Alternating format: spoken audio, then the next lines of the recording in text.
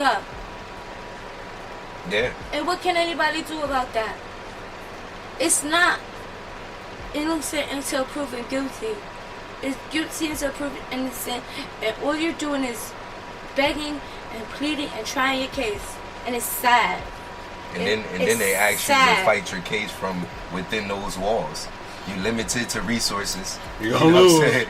You ain't got no law library access with all the legal documents to be able to have a fair trial. You know what I'm saying? And those databases where you could get that information, you have to pay for, and they're not even giving you access to that. And I know I have a law degree, so I feel like he's a little bit fortunate that he has me on the outside. Yes. Thank God he ain't choose no bimbo that would never be able to help him. Yeah, facts. But that's in part why I feel like he chose me to be wifey, because I'm smart. Nobody wants a dummy. Yeah. Nobody wants a hood rat. But how is this affecting? I kept asking and reiterating pertaining to your child, but speaking from a single parent perspective, and me being the father, was incarcerated, I would like to know how does that affect you? Your baby father is in prison, and you're out here taking care of your daughter on your own. Obviously, I just was on live yesterday talking about the government the shutdown and what's happening with the food stamps. They don't care about it. You know what I'm saying? So how? What is going through your mental with all of this stuff? Like, how are you going to be able to stay afloat? And what are you doing? What measures are you taking? Listen, I get a lot of slack too because I've been on disability since last October. Okay. At first they didn't want to give it to me. I fought for 3 years because they're trying to say, okay, you're educated and you're young, you can adjust to a different type of work. If I can't even move my fingers and my toes and I can't even walk, that man has helped me just to pick me up and put me on the toilet so I could do my basic necessities, He's helped a lot. It's hard as a single mother when you can't go in the sun, but your daughter wants to go to the beach. I'm hindering my daughter from having a childhood. It's not her fault she has a sick mother. And things that Mark was able to do with her that I couldn't, he's not here to do. It kills me. It kills me. And then you have to have a strong mental. It took me 7 months to stop crying. I went from 140 pounds to 110 pounds in a month. Damn. Yeah. Crying, and still got to take my care of my medications, put a smile on my face for my daughter, make sure she's getting the adequate care that she needs. Like, a lot of people can't even do that. Like this December, every time it's around her birthday time, I have a heart attack, bless you, or a heart failure, because I'm so stressed because her birthday 2 weeks before Christmas. And he knows that. He always tell me, you a strong woman, da-da-da-da. Like, yeah, I could do it. That don't mean I should have to, you know what I'm saying, to a certain extent, but come on, I gotta do what I gotta do for my child. Yes, this is your boy Corona Negra. We on Breakthrough, joining it with Gloves Off. It's your boy Corona Negra. We over here talking and kicking it. They asking me where we at. We on Breakthrough. Yeah, iHeart. Yes, iHeart Radio. We over here kicking in, talking about some real, true stuff. Like I said, you can look it up. You can ask us questions. You know what I mean? Yeah. Diamond said it's hard work. Yeah, it's on iHeart. It's Spotify, 64 different apps. Yes. 12 different countries. This is on my face. And my daughter had a baby. Wow. And tell me, oh, mommy, it's okay. It's getting better. And I used to be ashamed of it, but right. I can't be ashamed of what I come from. Those are the cards I was dealt. All I could do is the best I can. That's all. Wow. That's on my face. That's on my back. It looked like it was burning. Yes, yes. It looked like it was literally peeling. Yes, peeling and bleeding. You think I'm joking? Head to toe.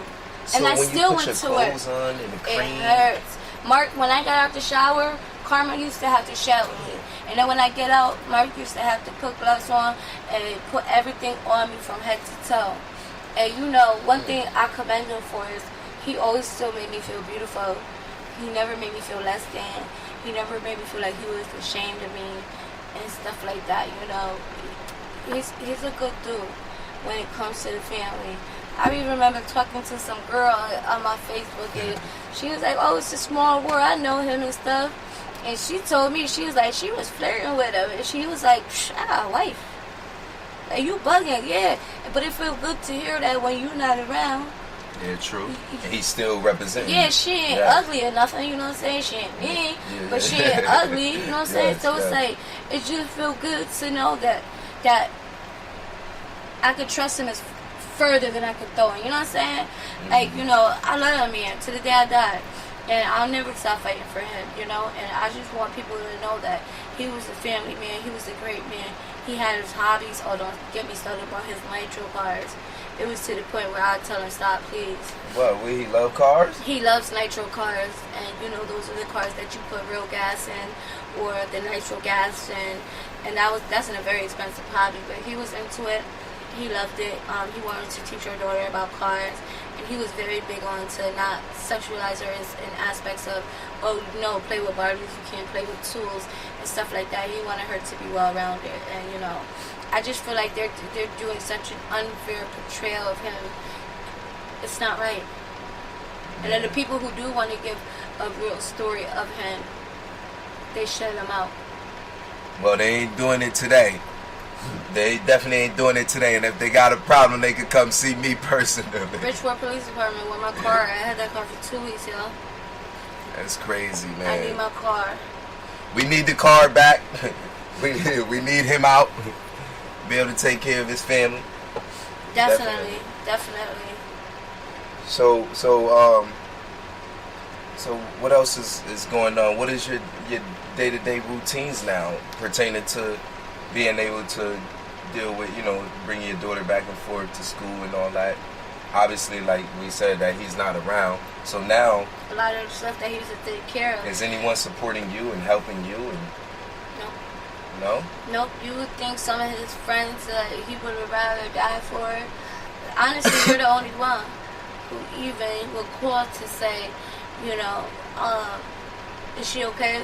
Do she need anything? The guy called you last minute. You show up at her birthday party. Now, one friend, I don't want to bash family, but nobody has called my daughter. It's been 1 year and 3 months. I bought my daughter her own cell phone. Like, if y'all don't even want to talk to me, y'all can talk to my daughter. Call her, ask her how her day is. But Mark's point of view is, well, they wasn't around really when we was home, so I don't even know why you expect nothing now. But that's just the right thing to do. Yes. We did everything we had to do on our own. You family. Yes. People need to start stepping up. And I shouldn't go to war with your family for nothing that has nothing to do with me. I understand y'all hurting, your son, your brother, whatever is taken away and all that, but that has nothing to do with my child. Grown people business has nothing to do with the children. Yes, definitely. It has an effect, but definitely. She missed her family. Just the instance that and she has all rights to. They see my mother on the street. Oh, hi, I love her and Chris. Come by. I'm a braider here. We go to the house, ringing the doorbell, knocking on the door, nobody answering the door. Shit like that hurts my daughter. You know what I'm saying? The next time they said it, the last time, she said, "Mommy, this is the last time we're going to try." After that, and I know it hurts my daughter. I know it hurts her. She missed her family. But what can I do about it? All I could do is have them meet me halfway. And I tell you, I'm not here to bash anybody or bring in specific names or whatever. But if you buy my daughter birthday presents and come in and see her when he around, what's the difference now? Yes, definitely. My daughter needs y'all. You see how, the picture I had from when you came up to her, she was so happy just to see somebody, daddy family, come to see her and recognize her. Like, it almost made me want to cry, yo. Because if you hurt my daughter, you're hurting me. That's a fact. And I don't care. There's no reason to be mad at me. I still talk to him every day. You can't stop him from loving me. It has nothing to do with me. I know you're upset at the issue at hand, but why are you taking it out on his daughter and his wife? It makes no sense. Well, some people, sorry to say, but some people are bitter. You know what I'm saying? Some people, their comfort zone is misery. So everything around them has to be miserable so they could feel normal. And that's what he said. He's like, just let themselves be bored, don't got nothing to do at home, and this is what And they they do. just started doing a bunch of stupid shit. And I'm the closest one that know that's to him. But at the end of the day, y'all know, they go on Facebook, they talk about my illness. They be calling me like leopard skin, and talking about my scalp because they know I lost all my hair from my chemo. And it's like, do you feel better about yourself as a person doing that? And I didn't find out till I went online to invite them to my daughter's birthday party.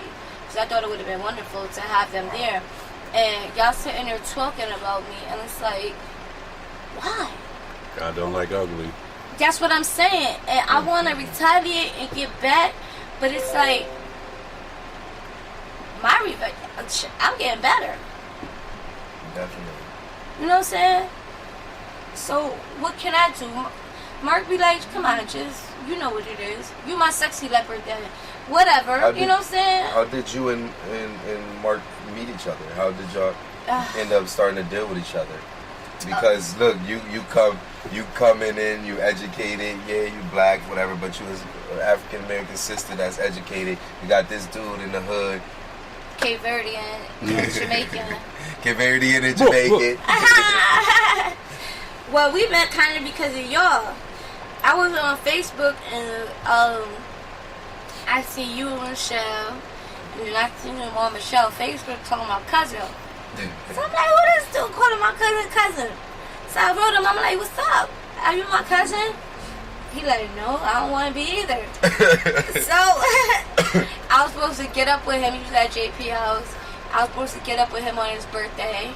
Happy birthday, January 7th. Happy belated birthday. Yes, happy belated birthday. He's an old man now. I can say that. It's my old man. But he's like, you dissed me on my birthday. When you gonna come chill me? I went and got him the next day. We've been together ever since. Literally. Since January 8th, 2010, I've been with that man. That's what's up. And he ain't go nowhere. I remember like the beginning stages, but I remember you, me, what's her name? Taquara. We used to all just be chilling. That's when Fat Joe was home and everybody. Shout out to Fat Joe and all that. Yeah. Twin Harlem. We used to be on, what's that, Columbia Street? Yes. Yep, just posted up, chilling. Many moons ago, you know, they knocking Marina down. They knocked the house down that made my baby in, you know. Yes, absolutely. Shout out to 46 Johnson Street. Definitely. That's a good thing. It's good to see that you can be able to find some humor in the situation. And I have to, because if I don't laugh, I'm going to cry. Definitely. It's hard. I told you, I stayed in the bed for 7 months crying. But what is my daughter going to get out of that? Seeing mommy cry all the time. And I see how much they do for each other. First time he was able to talk to his daughter, I could hear the smile on his face. Now he just draws her pictures, they interact as much as they can. It's a little bit hard for me because of my limited income to, you know, put money on the phone, send him money, make sure he got everything, but I always make a way as usual, and I think that's one of the reasons that he loved me, because, you know, I always make it happen no matter what. We need more women out here that is supportive of this sort. You know what I mean? We need a lot of more strength, and co-parenting is key. Even if y'all have y'all differences, and obviously you have some type of feeling towards him on a side note pertaining to you being his wife and him leaving you with this burden, you know, even though you know it's not his fault, you wish he would be there. So on a side note, you do feel I don't ever blame him. I blame him with the stupid people that he was going around. Surround himself around. Yeah, exactly. Like, you don't need more than that. You need me, mama, and that paycheck. That's all you need. You got your little hobbies, you know what I'm saying? And at the end of the day, when it comes down to it, who's there for you? Yeah, but sometimes we be in the moment. We're not even paying attention. We think that we're going to be here forever. You know what I'm saying? You said that to me, and I think about that a lot. A lot of the conversations that we've had in private, I take that into consideration, you know what I mean? And I know how to lead them. like you said, like that stepping off the porch kind of thing, like